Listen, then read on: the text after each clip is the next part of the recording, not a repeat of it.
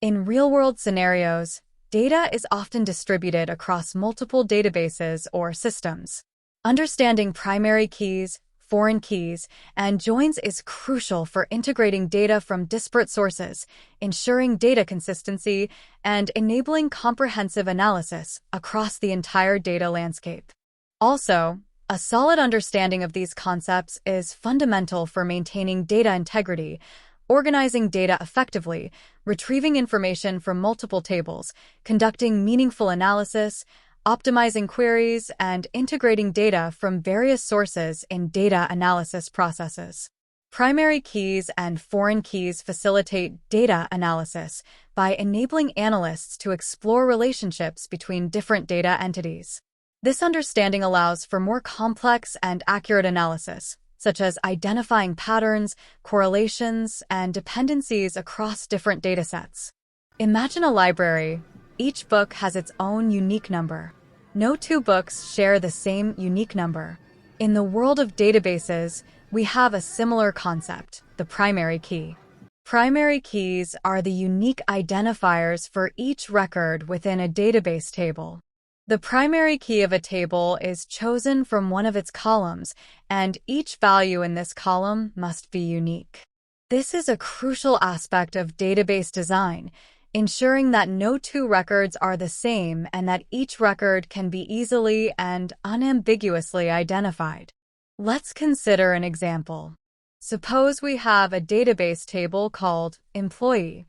Each employee is unique, right? So, we need a way to identify each employee uniquely in our table. We could use the employee's name as a primary key, but what if there are two employees with the same name like Carl and Lise? To avoid confusion, we might choose to use a unique employee ID number as the primary key instead.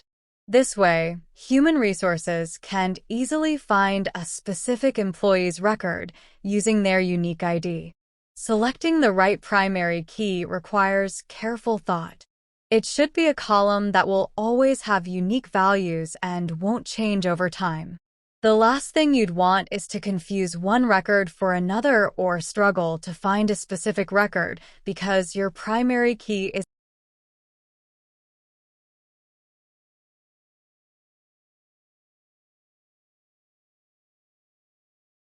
foreign keys, on the other hand, link data between tables, ensuring referential integrity, meaning they serve as the connective tissue between two tables in a database, ensuring that the data in one table corresponds and relates to the data in another.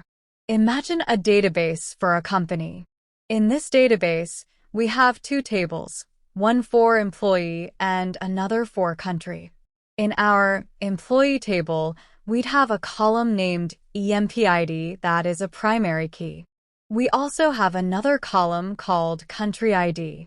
To link both tables, the common field is Country ID. So, for the employee table, Country ID is a foreign key, and for the country table, Country ID is a primary key. And joins? They're the magical ties that bind it all together, allowing us to combine and extract data in meaningful ways. Joins allow data analysts to retrieve information from multiple tables by combining related rows based on common columns. By understanding how joins work, analysts can effectively extract insights from interconnected datasets without the need for redundant data storage. By structuring queries effectively using joins and leveraging indexes on primary and foreign keys, analysts can improve query performance and reduce execution time. In simple terms, a join is a SQL operation that allows us to fetch data from two or more tables in a single query based on a related column between them. But why do we need joins? Imagine you're running a bookstore. You have one table with book details, like title and author, and another table with customer purchase history. Now, if you want to know which customer bought which book, you'd need to connect these two tables.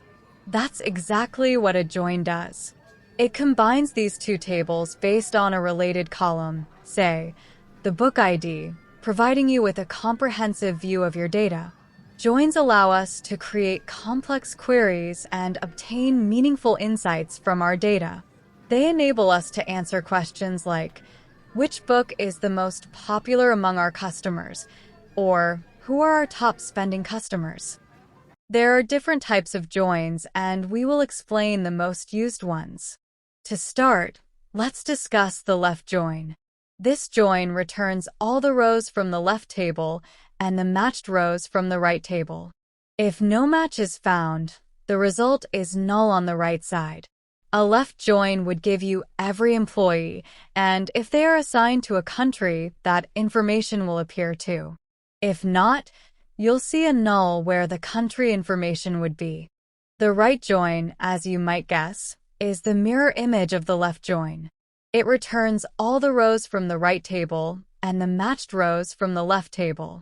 Right join would list every country, and if there are employees assigned, their information will be included. If a country has no employees, you'll see nulls in the employee fields. Next up is the inner join. This join is all about matching. It returns rows when there is a match in both tables. So, if an employee is assigned to a country, that's when you'll see a result.